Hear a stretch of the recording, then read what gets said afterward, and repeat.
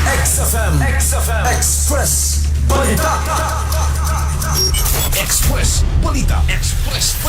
Alake arestado human ni pusta og 350,000 nga walay kwarta.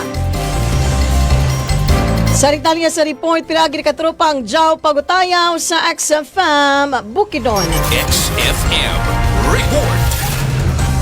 Arestado ang usa ka lalaki human matud pa nanugal sa New Maramag Sports Complex apan walay dala nga kwarta. Nailang suspect nga si alias Bobby, 29 anyos. Base sa report, nisulod si Bobby sa sports complex mga alas 10 sa buntag, Agosto 9, 2026. Daw sige og pusta sa sabong gamit ang offline betting machine system. Gipasaligan niya ang mga teller nga nasa sulod sa iyang bag ang kwarta nga ibayad og sige kini og sugo kanila nga iparayon ang pagpusta samtang nagpadayon ang mga dula apan mga alas 3 hapon. Dihang gisingil na kini sa teller aron bayaran ang iyang dakong pusta nga niabot na sa 354,000. Dali-dali kini ngiikyas. Human personal nga nagreport ang teller sa buhatan sa Moramag Municipal Police Station mga alas 8:30 sa gabi. Daling gilusad sa mga pulis ang manhunt operation nga may resulta sa pagkasikop sa suspect. Giandam na karon sa Moramag PNP ang mga dokumento alang sa pagpasaka og kasong estafa batok sa suspect. Mga katropa, aron healthy everyday, mag-Santon Vitamin C so our body will be okay. Alang sa nagkayusang Pilipino para sa Pilipinas, nadukad diri sa XFM Bukidnon, kininyong katropang si Jao Pagutayaw, XFM News.